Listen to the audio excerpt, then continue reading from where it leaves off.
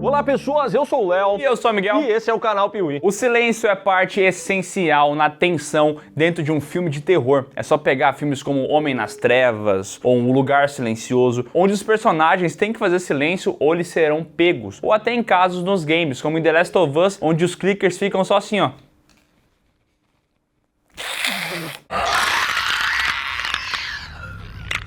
E existe uma franquia que faz algo parecido com isso, mas ao mesmo tempo diferente. E nós estamos falando de Bird Box. Filmes onde, em vez de não poder fazer barulho, os personagens não podem enxergar. Eles podem falar, mas eles não podem ver o que está acontecendo. Ou então eles são levados à insanidade. Que porra é essa? O que você tá olhando? O que você viu? Fala comigo. Para, por favor. Hoje a gente vai passar pelo enredo desses filmes, trazendo aqui algumas curiosidades e dando a nossa opinião sobre eles, porque sim, existe mais do que um filme de Bird Box. Então apague as luzes do seu quarto e coloque aí uma venda para aproveitar esse vídeo ao máximo. Tá começando a saga Bird Box aqui no canal Piuí. E ó, dar um like aqui nos vídeos do canal Piuí é tão fácil que eu diria que você consegue fazer isso vendado. Tenta aí. Mas se não conseguir, faz sem a venda mesmo.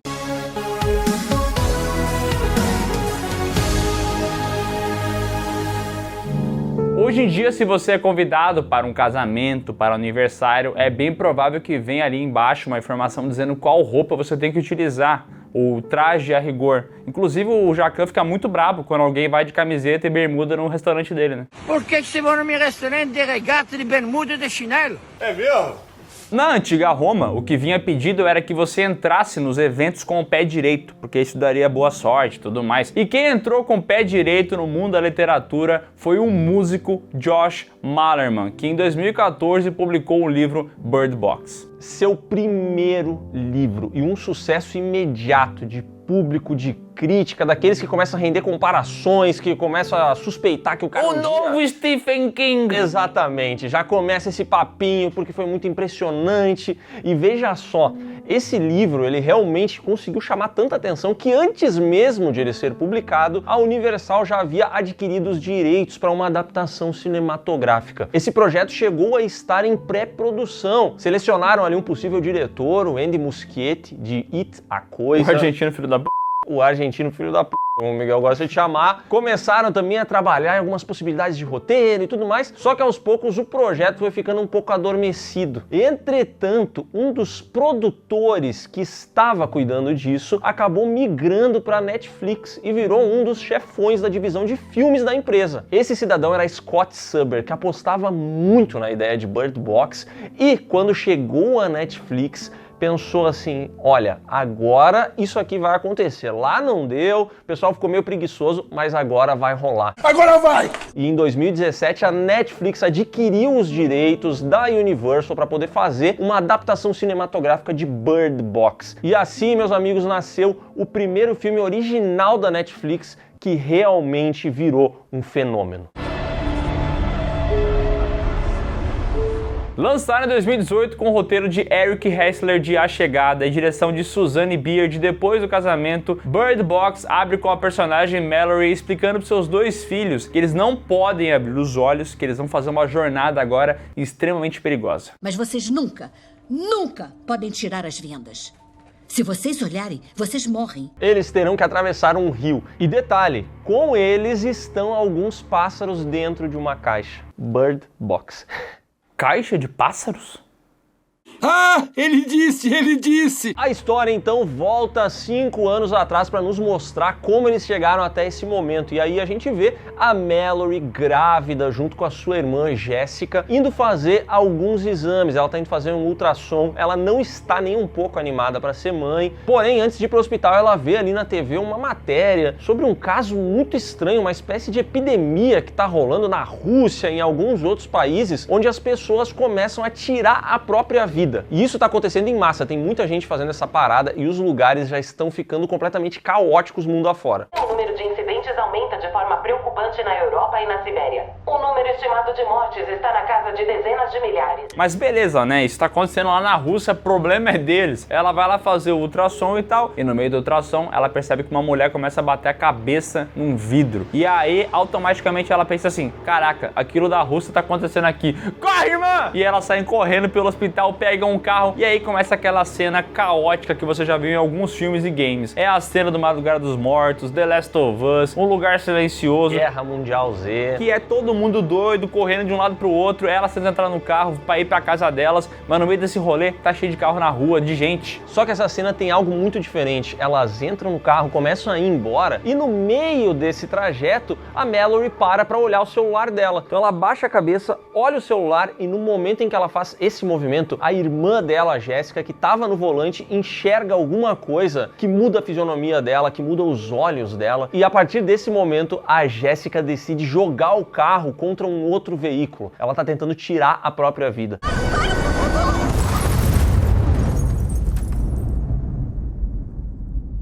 Ela sobrevive a esse primeiro acidente, mas logo depois ela se joga na frente de um caminhão. E aí sim, vai de Vasco.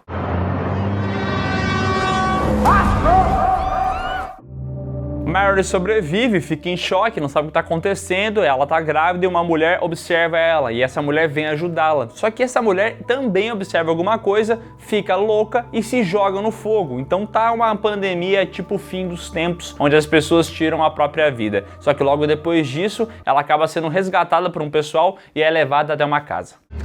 Entre, rápido! Você está bem? Ó, e nessa casa estão o Greg, que é o dono da residência, o vizinho muito mal-humorado dele, o Douglas, interpretado pelo John Malkovich. E não tem como não torcer, porque ele é o John Malkovich, né? É verdade. Temos aqui também um cidadão que trabalha num supermercado, o Charlie. E perito também, né? Ele não trabalha só no mercado, ele é um perito em tudo. Ele entende de fim do mundo, ele fala que são os anjos, que isso aqui, ó, ele já viu, ele já leu muito sobre esse assunto. Como diria o Marcelo Rossi, tem anjos voando nesse Tem anjos voando nesse cuzão. Tem ali também o Tom, que é o cara fortão, que vai acabar se aproximando da Mallory, um casal de jovens merdeiros, que não vale nem a menção, e a senhorinha Cheryl. E no meio dessas discussões filosóficas e físicas, eles acabam entendendo que tem uma constante. As pessoas olham para alguma coisa e assim depois elas tiram a própria vida, como se tivesse alguma coisa que ao ser visualizada faça com que a pessoa entre numa espécie de neurose. Então, para evitar que isso aconteça com qualquer pessoa ali dentro, eles cobrem todas as janelas, eles tapam tudo e aquela casa acaba virando uma espécie de fortaleza para eles. Não à toa tem gente que tá lá fora que vai pedir ajuda. 3 dias depois, batem a porta dessa casa. O Douglas, mal-humorado, fala assim, ó, gente, puta situação complicada, não vamos abrir a porta, não vamos arranjar incomodação, todo mundo quieto aqui. E ele tá certo, né? Ele tá certo, mas a Mallory não aceita, ela aponta uma arma e diz assim, não, a gente vai deixar essa pessoa entrar. E quem aparece ali é a Olímpia, uma outra mulher que também está grávida. Então eles acabam ganhando esse novo membro e aos poucos o grupo vai crescendo, todo mundo precisa comer alguma coisa, beber uma aguinha e eles começam a ficar sem recursos. A partir desse momento, o Greg, que é o dono da casa, já pensa assim, gente, nós precisamos saber o que está acontecendo lá fora. E a minha casa tá cheia de câmeras, então a gente pode avistar tudo isso pelas câmeras, porque provavelmente não vai acontecer nada com a gente, entendeu? Essas imagens não são diretas. A gente não pode olhar para o que quer que seja olho nu, mas talvez seja possível com um intermediário. Porém, umas pessoas falam, olha, eu fiquei sabendo que isso passa pelo vídeo também. Se a pessoa enxergar um vídeo que tem essa criatura, ela acaba tirando a própria vida. Mas o pessoal fica assim, será mesmo? Então, um dos caras, que é o dono da casa, fala assim, eu vou sentar aqui na cadeira do computador, onde tem as câmeras, e vou assistir. Vou me prender aqui, só por via das dúvidas, vai que acontece alguma coisa, para eu não acabar tirando a minha vida, né? Então ele começa a assistir os vídeos que mostram o que aconteceu no dia anterior. E o que acontece com ele? Ele acaba sendo infectado por essas imagens e mesmo amarrado consegue derrubar a cadeira, bater a cabeça e tirar a própria vida. Cubram os olhos! Cubram os olhos! Encontrem o monitor! Greg! A direção desse filme é uma via de mão dupla. Acho que tem bons momentos de tensão, principalmente quando eles estão ali tentando entender o que está acontecendo e a gente não pode ver a criatura. E de fato a direção é muito assertiva porque não mostra a criatura, fica só sugestionando como ela é. A gente vê uns vultos e tal. Agora, um problema pra mim na direção é porque eles decidiram fazer esse filme mesclando passado com presente. Que o filme começa com a Mallory e seus 2 filhos indo pegar um barquinho. E aí o filme fica fazendo essa troca de passado com presente o tempo inteiro. Então o pessoal tá na casa, daqui a pouco troca pra Mallory indo até o barco, aí depois volta pra casa. Aí daqui a pouco ela tá no meio do riozinho e deu um vento, depois volta pra casa. Eu acho isso meio nada a ver, não precisa disso. Você não precisa, talvez, disso, assim. A gente inclusive tá mudando um pouco a estrutura aqui pra facilitar, né? Mas o filme ele fica sempre fazendo essa transição entre o passado e o presente da Mallory, né? Acho que ele tentava fazer alguma associação de como aquelas coisas teriam efeito lá na frente, entendeu? Mas isso acaba não acontecendo também. Eu também fico com um pouco com essa sensação de que não é necessário isso. Mas pra mim, se tem uma coisa que funciona aqui, são os momentos de tensão. Como o Miguel falou, a criatura nunca aparece e eu gosto muito da maneira como esse filme fica sugestionando as coisas, porque a gente só vê o efeito que ela tem nas pessoas. Então a gente vai ver os olhos tendo uma mudança ali na aparência, as pessoas se tornando agressivas ou então ficando até meio catatônicas. Isso é uma coisa que me agrada muito. E me chama muita atenção que originalmente as criaturas apareceriam no filme. E seriam bebês gigantes, né? Oi? Eles chegaram até a gravar algumas cenas com essas criaturas que foram desenvolvidas. Tem uma aparência meio ali de uns bebês gigantes, mas felizmente isso acabou não indo pro corte final, o que eu acho maravilhoso, tá? Ainda bem, mas isso broxou uma galera, tá? Porque eu já vi muita crítica desse filme que fala assim: nossa, nem mostra a criatura, não sabia como fazer um design bom e não mostraram nada. Mas pra mim a parada tá justamente tu não poder ver, cara. Inclusive o livro inteiro é sobre isso, sobre tu não saber o que tá lá, o medo do desconhecido, que é um conceito muito Lovecraftiano, né? Eu gosto muito e assim, tem um monte de gente que fala: o design do bebê gigante é muito ruim.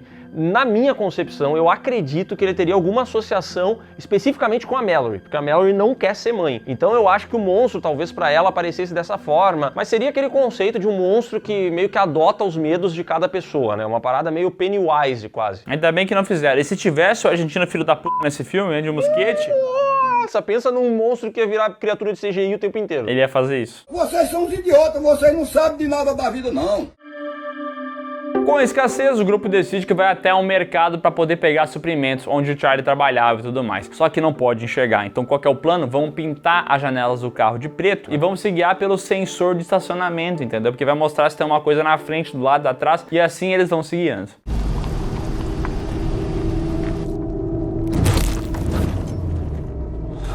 Dessa maneira eles conseguem chegar até o supermercado, começam a fazer ali o famoso rancho. O Tom aproveita a situação para dar em cima da Mallory e no meio desse rolê eles começam a ouvir alguns gritos vindos da despensa. E aí o Charlie reconhece que é o cara que trabalhava com ele, diz assim: pô, pode abrir, esse cara é gente boa, ficou preso lá dentro. Só que quando eles abrem, percebem que esse cidadão está afetado de alguma maneira, ele não tirou a própria vida, ele quer sim tirar a vida deles. E é nesse momento que o Charlie se sacrifica pela galera, se atira lá dentro, o pessoal tranca o Charlie na despensa e ali o Charlie vai de comes e bebes.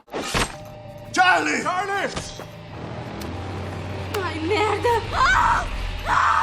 E detalhe, ali no meio a Mallory percebe que os pássaros que estavam numa gaiola ficaram muito agitados quando eles começaram com essa história de abrir porta e tal, então ela decide levar eles junto. Pássaro bonitinho. Voltando pra casa, surge um novo visitante, o tal do Gary. E esse cara fala que a casa dele foi invadida por malucos que queriam fazer com que todo mundo enxergasse as criaturas e ele teve que fugir. O Douglas, que é o velho mal-humorado, ele fala: não bota esse cara pra dentro. Por quê? Porque ele é sensato, ele sabe que pode ser um problema. Mas aí o pessoal começa no chororô, porque o Gary é legal, não sei o que lá, acabam aceitando o Gary dentro de casa. Já viu, né? Algumas horas depois, olha só, as duas grávidas que estão ali entram em trabalho de parto ao mesmo tempo. E aí elas precisam ir para um quarto, precisam resolver essa situação. O Douglas acaba sendo aprisionado na garagem da casa, porque ele tá muito maluco, com muita raiva do Gary, ele é muito louco esse velho, então eles trancam ele lá. E enquanto as duas mulheres estão tendo seus filhos, o Gary fica na sala de casa. E aí ele começa a mostrar ali vários desenhos que ele fez dessas entidades. E nesse momento a gente descobre que o Gary é, na verdade, um vidente. Porque o negócio é o seguinte, a maioria das pessoas enxerga essas criaturas e acaba tirando a própria vida. Entretanto, outros ficam tão fascinados com elas que eles se tornam uma espécie de discípulos. Eles precisam espalhar a palavra, eles precisam mostrar essa entidade para mais pessoas. E o Gary é justamente um desses caras. Que filha da... Inclusive, aquele cara do mercado também era um desses videntes. Ele era um acólito das criaturas. Ele meio que ia atrás de pessoas e tentava fazer elas enxergar. O filme mostra isso várias vezes. Pra mim é até um pouco irritante. Porque quando esse filme pula pro presente pra mostrar a Mary com seus 2 filhos, tem um cara que também quer fazer ela enxergar, né? Tira a porcaria dessa merda! Exatamente, ela vai ser atacada no rio, tem um cara que quer fazer ela enxergar, então o filme dá uma forçada para que a gente compreenda que existem essas pessoas. E voltando para casa, o Gary então decide que ele vai abrir todas as janelas para que todo mundo possa ver essa entidade, entendeu? E nessa história, ele força a Cheryl enxergar, tira a vida dela. Depois o Douglas acaba escapando da garagem e tenta atacar ele, só que o Douglas tá vendado, né? Então ele se vê ali numa situação complicada. O Gary acaba também conseguindo dar cabo desse cidadão e o pior, ele acaba chegando até o quarto onde as grávidas, ex-grávidas estão. E ali a gente viu que antes de ter a sua filha, a Olympia falou pra Mallory, ó, se alguma coisa acontecer, por favor, promete que tu vai cuidar da minha filha. E aí, logo depois, o Gary chega, obriga a Olympia a olhar, ela se joga da janela e assim ficam ali no cômodo só a Mallory, 2 crianças recém-nascidas e o Gary. Me dá as crianças. Me dá os bebês. Quando tudo parece perdido, o Tom consegue chegar lá, dá um arregaço no Gary e salva a vida da mulher e das 2 crianças. Não faz isso, por favor, não faz isso, por favor, não faz isso.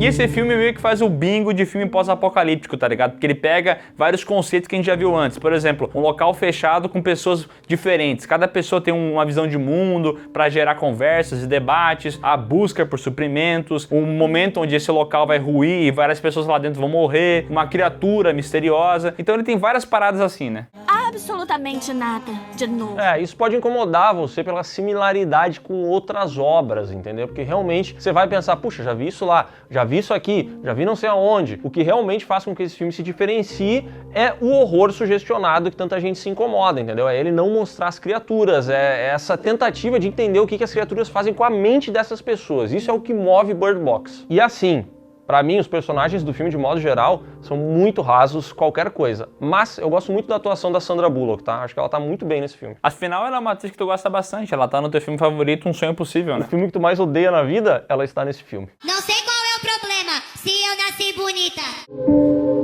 O filme logo depois mostra que o Tom acaba meio que começando uma relação amorosa ali com a Mary. Ele também protege as crianças e se avançam assim 5 anos. E a gente vai lá pro presente, onde mostra a Mary no barquinho. Só que no barquinho tá ela e as 2 crianças. Cadê o Tom? Tom? Não. É aí que o filme retorna ali uns momentos antes, vai mostrar pra gente a vida que eles levavam. E agora a gente vai entender que a Mallory está ali com o filho dela e com a filha da Olympia. Ela tá nesse relacionamento... Que não tem nome, né? Ela não botou nome nas crianças, então a gente vai chamar de Naruto e Cinderela. Ela não quer se aproximar, ela não quer, entendeu? Ficar ali muito conectada com essas crianças. Então ela só chama elas de garoto, garoto. É tipo o Kratos. Garoto, garoto, garoto. E certo dia, enquanto eles estão nessa vida, eles ouvem pelo rádio que existe um refúgio seguro no fim do rio que está recebendo pessoas. Um refúgio cult. Sejam todos muito bem-vindos a mais um Refúgio Cult, meus amigos, hoje pra gente falar... Não, um refúgio seguro. Só que a essa altura do campeonato a Mallory não tá muito interessada. Porém, pouco tempo depois, um grupo de motoqueiros selvagens chegam até esse local onde eles se escondem, chegam até essa casa. E aí, meu amigo, esses cidadãos são videntes. Olá, amigo. Posso ajudar? Acho que não, amigo. Mas nós podemos ajudar você. Não. Vão embora. Essa gangue é composta por vários atores que eu não me recordo, mas tem um que você já deve ter visto antes, que é o cara que fez o Homem-Bolinha, o cara da Entrevista com o Demônio, americano e bizarro. Esse cara é muito esquisito, ele só faz papel de gente esquisita. E esses caras começam a azucrinar a vida dessa família, né? A família, eu digo, a Mallory, o Tom e as 2 crianças, e eles têm que tentar escapar. Só que é uma merda, né? Porque os acólitos, os videntes, eles conseguem enxergar, né? Eles não têm problema. Já os outros têm que se virar como dá, né? Complicou. E vou dizer uma coisa, o Tom se vira muito bem. O Tom, cara, eu vou dizer um negócio, ele tinha um passado como agente militar, porque não é possível, cara. Tem uma mulher e 2 crianças fugindo. O maluco é brabo. Porra! Os videntes querem que eles enxerguem, entendeu? E aí o Tom simplesmente pega uma arma e dá cabo de todos eles sem enxergar. Na verdade, o último ele enxerga, porque eles conseguem fazer com que ele veja a entidade. Mas antes de ser completamente possuído, ele dá cabo ali do último cidadão, deixando assim a Mallory e as 2 crianças livres para escaparem dali.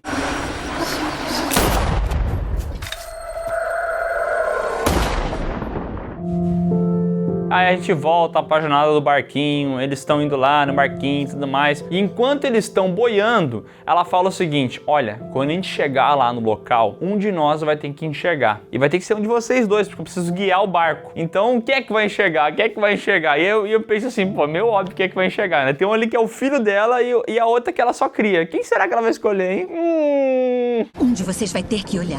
Eu olho. Não, eu que decido, tá bem? Eu que decido. Só me dá um segundo. Meu, eu tô fodida. O filme tenta criar uma parada meio a escolha de Sofia, entendeu? Que ela não sabe quem escolher. Mas como o filme trabalha muito pouco essa relação da menina com ela, meio que não dá pra ter essa noção, né? Vai morrer, vai morrer. Bom, chega um momento que o barquinho vai se aproximando de uma cachoeira e nesse momento alguém teria que enxergar pra poder guiar. Só que ela fala assim, não, ninguém vai enxergar, vamos conseguir atravessar isso aqui com o olho fechado, com o olho vendado. Ninguém vai olhar. Tá bem, ninguém vai olhar. Para isso ela menciona assim, vamos ouvir onde os pássaros estão cantando. Que os pássaros cantam quando eles sentem a presença da entidade, entendeu? Então ela decide que ela vai se guiar dessa maneira, lá no meio do rio, fazendo... Ela vai pelo canto dos pássaros e isso funciona. Mas eu vou dizer uma coisa, pelo menos aqui eles fizeram uso dos pássaros, porque até então o filme, esse conceito de bird box, dos pássaros serem justamente esse guia de onde estão as entidades e tal, ele não havia tido nenhuma relevância no filme. Então aqui no final, pelo menos, eles conseguem fazer algum sentido pra esses passarinhos aí. Só não faz sentido porque, de fato, é um puta barulho de água, né? Não sei como é que ela ouviu isso. Realmente, não enxergar fez com que a audição dela ficasse muito potente. Bom trabalho. Levanta. De pé, de pé, de pé. Só que eles conseguem escolher um dos caminhos, vão a uma floresta e começam ali a se encaminhar para esse tal refúgio. O problema é que no meio do rolê, a Mallory acaba caindo num barranco e se separa das crianças. E aí, as entidades começam a aparecer e atacar eles. Atacar, na verdade, é tentar convencê-los a tirar as vendas. Vai lá, tira essa venda aí. Olha pra mim. Tem um PlayStation 5 aqui na tua frente, tira a venda bem rapidão. Aí o menino, ai meu Deus. Preciso de você. Só olha pra mim. Eu posso mesmo tirar minha venda? Garoto! É seguro? Não, essa não sou eu. A direção tenta criar essa sensação de urgência, né? Porque o que acontece? Eles viveram 5 anos lá, entendendo que é só não olhar pra criatura que ela não ataca. Mas aqui eles apresentam esse conceito do sussurro do bicho, que ele fica falando assim, tira a venda, olha pra mim e tal. E aí começa essa urgência, porque a Mary não encontra as crianças, entendeu? Ela não consegue saber onde é que elas estão no meio do mato. E ela tenta se localizar. Não, eu tô bem aqui. Não tira a venda dos olhos. Me escuta, por favor. Fica essa parada que, sinceramente, pra mim é muito bobo. Eu sei que é um conceito interessante da criatura ali, influenciar legal na cabeça, como se fosse a depressão, até pode fazer uma correlação, mas essa parada eu acho que só foi colocada no final do filme, especificamente no final do filme, pra ter aquele momento de urgência, de tensão, entendeu? Porque senão, de fato, ia ser só as crianças no mato e ela falando, ô criança, e ela vai se aproximando até que ela chega lá. Mas pra mim esse aqui é o momento mais fraquinho do filme. Eu acho que ele trabalha bem a tensão ao longo da jornada. Eu gosto do momento que eles estão na casa, a criatura vai cada vez atacando mais e tal, só que aqui era pra ser o clímax. E pra mim aqui a tensão dá lugar a um negócio meio piegas, meio brega, sabe? Que começa essa gritaria, o filme não trabalha bem a curva dessa personagem, ela era uma grávida que não queria ter filhos. A gente não sabe de que maneira ela passou a amar essas 2 crianças, porque o filme tem um salto temporal de 5 anos e de repente a gente chegou na cena final e ela ama as crianças. Então assim, é uma curva que na minha visão é muito mal trabalhada. Acho que a Suzanne Bayer manda mal aqui nessa última cena também, essa localização no meio da floresta e tal. Mas fato é que no fim das contas, as crianças conseguem localizar a Mallory, ninguém tirou a venda e ela abraça eles, ela se emociona muito. Deus, eu tenho tantas bênçãos. Toca essa música e ela continua a jornada e veja só, ela finalmente chega no tal refúgio. Por favor, abre a porta! E aí ela tá vendada e tal, o pessoal deixa ela entrar e no momento que ela entra, ela tira a venda e percebe que aquilo ali é uma antiga escola para cegos. Então eles encheram o teto com mato para não deixar as criaturas entrar e lá eles vivem tranquilamente de uma maneira muito feliz. E agora ela chega para as crianças e fala: garoto, garota, vocês têm nome. Não é Naruto nem Cinderela, vai ser Tom e Olímpia. O seu nome é Olímpia. É o nome da moça mais bondosa que eu já conheci. E o seu nome? O seu nome é Tom. Bird Box foi o primeiro grande sucesso da Netflix. Claro que ela fez filmes antes disso, mas o Bird Box ficou na boca do povo. Todo mundo ficou indicando esse filme, que queria saber como é que era a criatura, final explicado e tal, todos aqueles conceitos. Esse filme aqui, vou dizer uma coisa, tá? Arrebentou a boca do balão. Ok, boomer! Não à toa se tornou o filme mais assistido da história da Netflix. E era um original, que era uma coisa que a Netflix tinha muita dificuldade de emplacar. Todas as vezes que eles investiam muito num filme original, dava errado. A galera não assistia, a galera não empolgava. Aqui eles conseguiram, impulsionaram a venda de livro lá do Josh Malerman num nível absurdo. E esse filme acabou sendo aí bem recebido pela crítica. Não foi aclamado, mas ele recebeu avaliações positivas, sobretudo direcionadas aí aos momentos de tensão que ele cria e a atuação da Sandra Bullock. Mas, como a gente falou, é um filme que tem problemas, né? Ele desenvolve mal os personagens. Quando chega no momento do clímax, pra mim, a Susanne Bier mostra que ela não consegue lidar com essa situação, acaba virando um pouco brega e tal. A direção pra mim é fraca, a cinematografia também é meio rasa, porque, tipo assim, quando você tem na cabeça filmes pós-apocalípticos, você já pensa numa paleta de cores, num ângulo de câmera que você vai utilizar aqui ou ali, e aqui parece tudo meio básico, né? E assim, eu vou dizer uma coisa, eu gosto desse filme, eu me divirto com ele, mas muitos fãs da obra original não curtem porque ele faz algumas mudanças que incomodam as pessoas, que vão desde esse subdesenvolvimento de algumas coisas até algumas questões mais práticas mesmo. No final do filme, eles chegam numa escola para cegos, que é uma coisa muito estranha, sabe? E no livro não é assim, o lance é, eles chegam num refúgio onde as pessoas arrancaram os próprios olhos, onde elas se cegaram para que elas não vissem as criaturas. O que particularmente eu acho um conceito muito mais condizente com toda a jornada. O que aconteceu?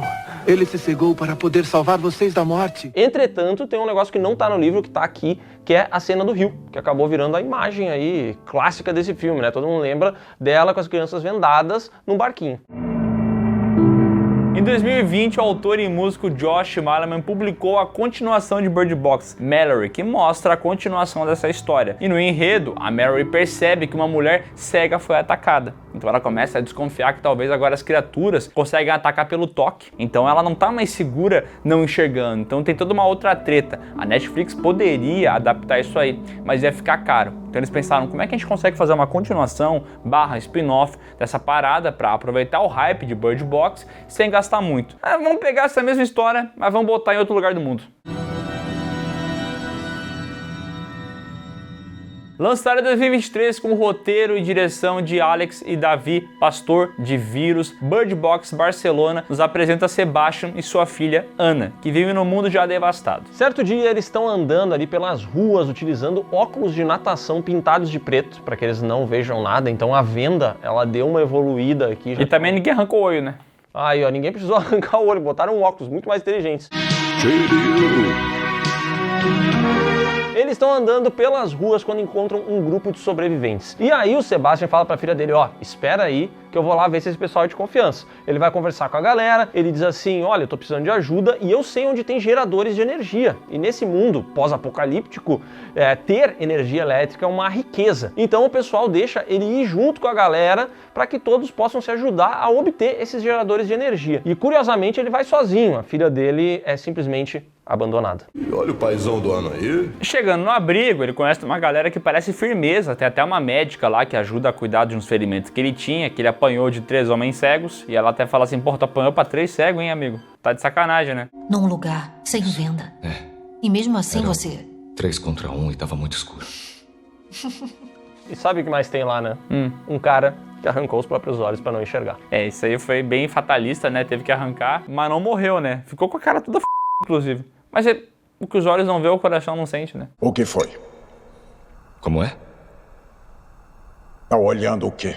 Ele queria chamar a atenção, vamos ser sinceros. Todo mundo vendado, todo mundo com óculos. Só um brother no meio da fogueira contando histórias sem os olhos. Não, mas ele conta que ele fez isso porque num certo dia onde ele estava morando, chegou um pessoal de um culto que obriga a todo mundo a enxergar a criatura, né? Ele chegou lá, marca a cabeça da pessoa, desenha com carvão o olho na cabeça, a pessoa tem que enxergar. E ele não quis enxergar porque ele sabia que ele ia morrer, então ele se cegou. Então eu peguei a faca e fiz. Rápido. Com isso, consegui me salvar. Brincadeiras à parte, esse conceito faz sentido quando a gente vê, por exemplo, desde o primeiro filme, as pessoas que obrigam as outras a enxergarem, né? Porque essa galera que acaba seguindo as entidades, eles realmente fazem com que as pessoas vejam. E aí a única maneira de não ver é sem ter os olhos. Mas fato é que o nosso querido protagonista Sebastian aqui mostra que não é nem um pouco querido, porque ele espera todo mundo dormir, pega um ônibus, liga ele, que tem um pessoal dentro, e quebra todas as paredes, levando o pessoal pra fora. E aí ninguém entende o que tá acontecendo, eles tentam parar ele, e aí quando o ônibus capota, as pessoas começam a tirar a própria vida, porque elas começam a enxergar as criaturas, e na cabeça do Sebastian, ele tira o óculos e vê essas pessoas ascendendo ao céu. Vem uma luz azul do corpo delas e vai pro céu. Em paralelo, a gente vai ver a filha dele, a Ana, e vamos perceber que ela é, na verdade, uma alucinação, que fica falando pra ele que se ele continuar tirando a vida dessas pessoas, ele vai estar, na verdade, libertando todas elas e futuramente ele vai voltar a viver com sua filha e sua esposa no paraíso. Ou seja, o Sebastian é justamente um desses acólitos, desses caras que acabaram aí sendo infectados por essas entidades. O primeiro filme dá a entender que quem é infectado, quem vira acólito, tem um certo problema mental, né? Porque eles até falam, o cara escapou do manicômio e tal, e agora ele tá assim.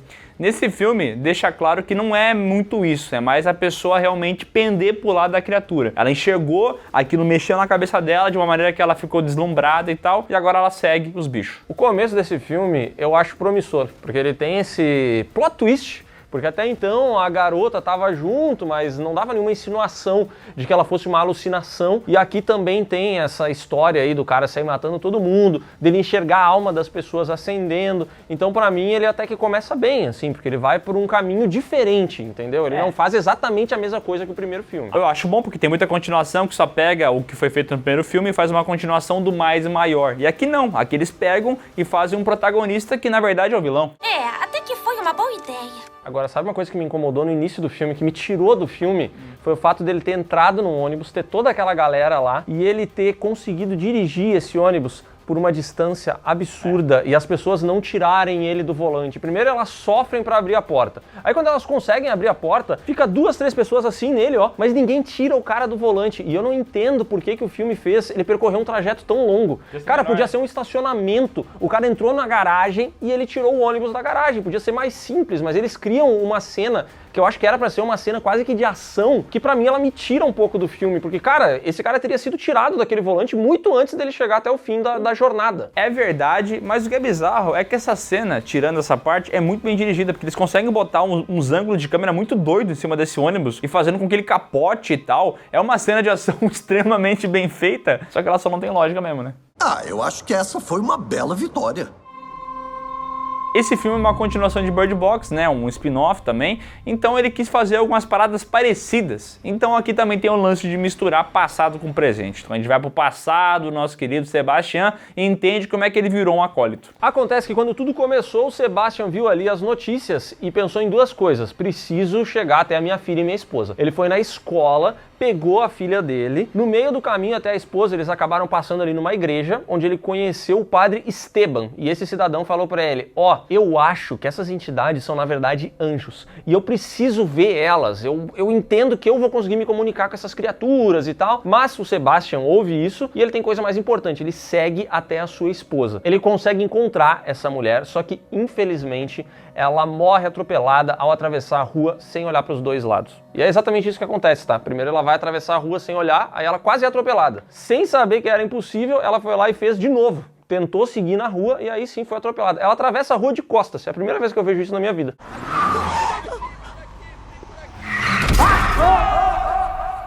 Mas eu achei curioso porque eu não esperava que ela ia ser atropelada. Porque a câmera, quando ela para num filme desse, no meio da rua, tu sabe, ela vai ser atropelada. Isso sempre acontece. Mas aí o carro vem e freia. Eu falei, não foi atropelada. Só que teve mais um. Aí ela meteu um moonwalk e foi atropelada. E morreu. O Sebastian, então, vai pra casa com a filha dele, a Ana, e a gente vai ver ali como que ele vai acabar sofrendo alguns percalços pra criar ela. E aí corta de novo pro presente. Ficar misturando isso aí pra quê? Pra quê, meu Deus? Olha que coisa chata! De volta ao presente, o Sebastian está em busca de um novo grupo pra porque o lance dele é esse, entendeu? Ele quer ferrar a vida de todo mundo. Ele acha que ele tá salvando as pessoas. É por isso que ele enxerga a alma ascendendo ao céu. E tem muita gente que se irrita com esse filme, porque fala assim, nossa, o que são essas luzinhas? O que tá acontecendo? Tem muita gente que não consegue entender que isso aí é uma alucinação do protagonista e acha que de fato essas luzes são reais, sabe? Você é burro! E aí, meus amigos, ele encontra esse novo grupo, ele conhece a Claire e dois homens ali que estão com cachorros, ele lança mais uma vez o papinho dos geradores de energia, o pessoal fala, não, pode vir. Chegando no bunker, ele começa a pensar assim, puxa, mas eu vou, sei lá, talvez não seja o certo, tem criança aqui. Aí ele fala, o negócio dos geradores de energia era mentira, tá? Aí começa a querer matar ele, só que ele tem um diferencial, ele fala alemão. Puta, daí é só Swiss House. Só Swiss House, Schweinsteiger, Oliver Kahn, ele começa a largar... Lembra daquela música, In the Way? In the Way da Nena? Isso aí. Ele começa a largar esse papo e tem uma criança ali, a Sofia, que se perdeu da sua mãe e só fala alemão. Então ele começa a virar o tradutor dessa criança e o pessoal vê valor nisso. Então eles dizem assim, pô, ele é um baita de um traíra, mas um cara poliglota desse eu não vou sacrificar. Das verspreche ich dir. Ok. Você fala alemão? Eu tinha entendido poliglota. Peraí, mas é que tu tá fazendo... É porque tu não gostou do filme, aí tu quer chutar tudo que tu viu nele. Mas não é só por isso, é porque durante essas traduções, a garota fala que ela sabe de um local seguro, onde ela se perdeu da mãe. E aí o pessoal pensa, pô, peraí, nós estamos vivendo na merda aqui. E essa garota sabe um local bom pra viver, porra, eu acho que ela consegue ajudar a gente. Mas só eu prestei atenção na parte do lugar seguro? Um castelo era seguro na Idade Média. Se eu tivesse que montar um acampamento de refugiados, eu montaria lá. E aí, em 2 segundos de conversa, todo mundo decide abandonar o refúgio seguro que eles tinham, o bom lugar onde eles viviam, para ir em busca dessa aventura inventada por uma criança de 5 anos de idade. Então vamos ajudar. O Sebastian, que é um filho da p de marca maior, vai lá e sabota as coleiras dos cachorros. Ele dá um pequeno cortezinho pra quando eles fossem correr o bagulho arrebentasse. E quando no dia seguinte eles vão fazer o rolê lá pra encontrar o castelo da Sofia, os bichos começam a aparecer, todo mundo se assusta e tal, mas estão vendados, já que daí os cachorros se soltam. E o dono dos cachorros é muito apegado a eles, então ele fica desesperado tentando encontrar, e aqui eu acho que os caras mandam muito bem na direção, porque é uma cena extremamente tensa. Ele tenta encontrar, não consegue, ele começa a se desesperar, porque as vozes fazem com que ele escute ali no ouvidinho dele os cachorros sofrendo, chorando. E aí você sabe como é, né? Se você gosta de bicho, ouvir seu cachorro fazendo um clim, clim, clim, clim, você vai querer ver como é que ele tá, né?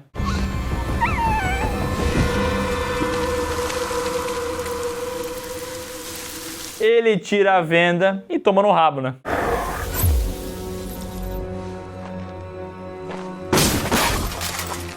Que maldade você fez comigo. E aí os cachorros vão lá ver o cara falecido, tristeza, e um deles começa a dar uma chacoalhada e tira a venda. É nesse momento que o cachorro avista a entidade e a gente percebe que ele também é afetado por isso. Então ele acaba atacando ali um idoso do grupo na mão e tudo mais, a mão do cara fica horrível, mas o grupo consegue escapar e encontrar um outro local seguro. Nesse local seguro, um deles ali, o tal do Otávio, que é coach quântico, ele começa a explicar que essas criaturas são quânticas e aí elas assumem a forma do medo das pessoas, aquele papo que a gente comentou lá no primeiro filme. E nesse momento a Claire também vai conversar com o Sebastian e ela diz, olha, essas criaturas já me tentaram muito, elas já apareceram na forma de pessoas que eu amo, me disseram pra fazer coisas erradas e tudo mais. Apareceram no formato de um Trento de chocolate branco com o interior de castanha. Vocês não podem resistir a mim. Não, interior de chocolate preto meio amargo. E ela falou assim, nossa, esse era o meu favorito, mas eu resisti. E aí o Sebastian, que vive enxergando a Ana, falando pra ele fazer certas coisas, que já tá suspeitando de tudo isso, ele começa a falar assim, rapaz, será que a minha filha existe? Será que o que eu tô fazendo é certo? Será? Mas na sequência, a menina chega e fala, pai, eu tô aqui e tal, e aí ele volta a acreditar, bom, essa aqui é a minha missão, eu tenho que levar as pessoas pro céu, porque assim eu vou poder me reencontrar com a minha filha e tal. Então ele vai lá e sabota de novo o prédio, quebra a janela, faz com que as pessoas chegam lá, é um cara... Ele é um cara, esse maluco, é um espírito de porco, assim, dá uma raiva dele, porque ele faz de tudo pra ferrar a vida dos outros, e ele consegue. Então o coach quântico acaba morrendo também.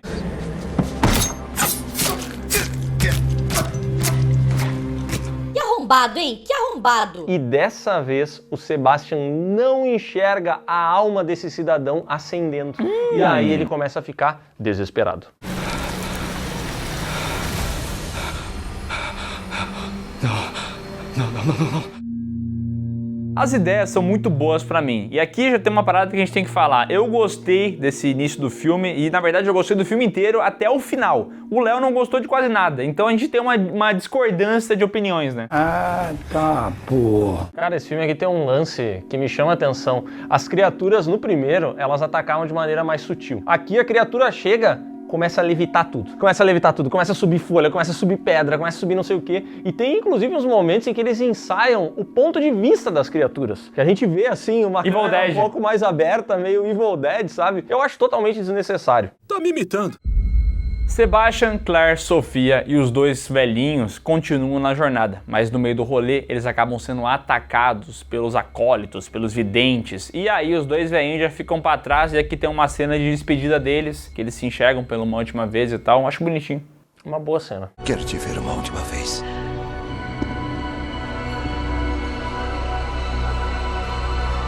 E nesse rolê, a Claire descobre que o óculos dele pintado lá de preto pra ele não ver nada, na verdade tava nada opaco, ele conseguia olhar ainda. Então ela percebe que ele é um mentiroso, que ele deve ser um vidente também. Só que quando ela vai tentar avisar a Sofia pra cuidar com o rapaz derruba ela.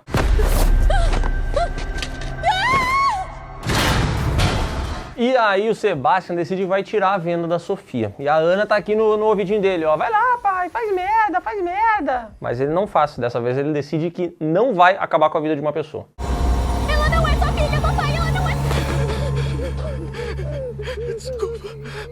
Desculpa. E aí no flashback a gente entende como é que rolou essa treta, como é que ele foi perder de fato a Ana, né? Acontece que ele foi atacado por aquele padre. Lembra do Estevam lá, o cara, padre que queria fazer com que as pessoas enxergassem as criaturas? Ele atacou o Sebastian e sua filha e tirou a venda dela e a venda dele também. E nesse momento ela acabou tirando a própria vida, só que ele presenciou isso. E talvez de uma maneira meio tipo, como é que eu posso me confortar com essa ideia de ter perdido a minha filha, ver ela tirando a própria vida? Ele encarou que aquilo ali foi a salvação dela. E ele foi convencido de fato pelo padre. Então, a partir daquele momento, ele começou a fazer a mesma coisa. E aqui tem um detalhe muito curioso. Tem um momento de flashbacks e tal, que a gente vê o Sebastian olhando para a criatura, e a criatura não aparece. O que aparece dela é apenas uma sombra projetada. E essa sombra tem aquele formato que ficou popular na internet, de como seria um anjo, um arcanjo, um serafim, se ele fosse fiel de acordo com a Bíblia, que ele tem várias asas e vários olhos. Ou seja, o nosso querido Sebastian aqui enxerga essas criaturas como anjos. Então ele acha que tirando a vida das pessoas, elas são salvas, e não é à toa que o visual do Sebastian é meio de Jesus, tá? Oh, pai!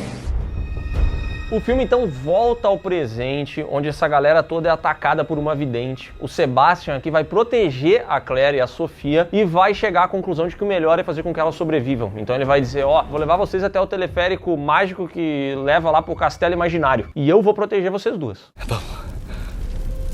Bom. Tá bom. E nesse momento, pra mim, que tristeza, tá? Porque é aqui que o filme ficou realmente ruim. Porque até esse momento, o filme tava bom pra mim. Achei que tinha bons conceitos, tinha uma falha aqui ou ali de lógica, mas eu tava curtindo essa jornada, especialmente o ponto de vista do acólito e ele achar que tava fazendo algo bom. Só que aqui virou um bagulho heróico, idiota demais. Que é o seguinte, aparece o padre, o Estevam lá, e aí o Sebastian guia essa galera sem a venda, e a criatura já sabendo que ele tá sem a venda, e nada acontece com ele. Na minha cabeça faria muito mais sentido que no momento que ele deixa de seguir aquela criatura, deixa de ser um acólito, ela começa a virar um risco pra ele. ele. Então ele não pode mais enxergar. O sacrifício, pra mim, que faz sentido, natural, é que ele guiasse elas assim, sem a venda, e quando a criatura chegasse e matasse ele, de fato a mulher e a garota conseguissem escapar, e o sacrifício dele fosse assim. Mas aqui não é o que acontece. Aqui ele começa numa batalha corporal com o padre.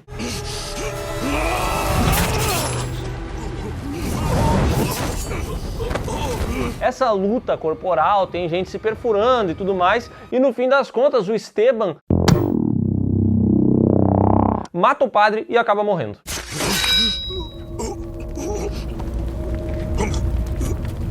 Enquanto isso, as garotas estão lá em cima pra pular no bondinho, só que tem que esperar o tempo certo, elas não podem enxergar, porque senão a criatura aparece, então elas têm que esperar o momento de pular certo no bondinho. Enquanto isso, essa câmera do bicho vai subindo em escada. Os caras me fazem a criatura subindo em escada, velho.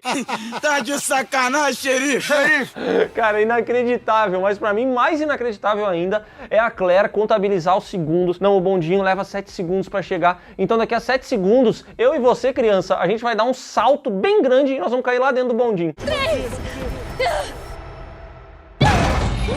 E é o que elas fazem, um movimento super plástico, lindo, poderia estar inclusive no salto ornamental das Olimpíadas que elas fazem aqui. Caem no bondinho, o bondinho vai até o castelo e de fato o castelo era um local seguro.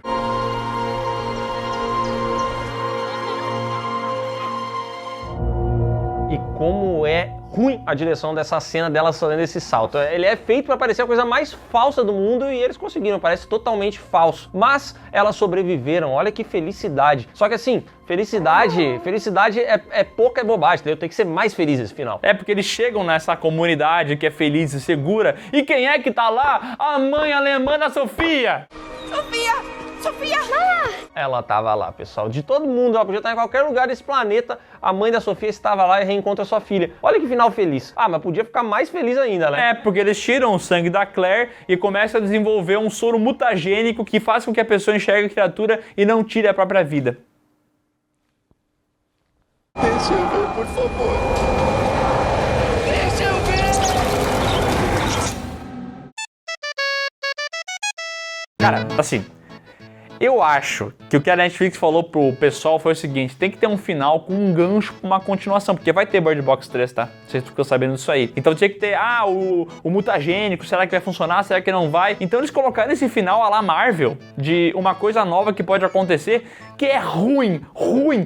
Cara, que decisão de merda. É horrível isso.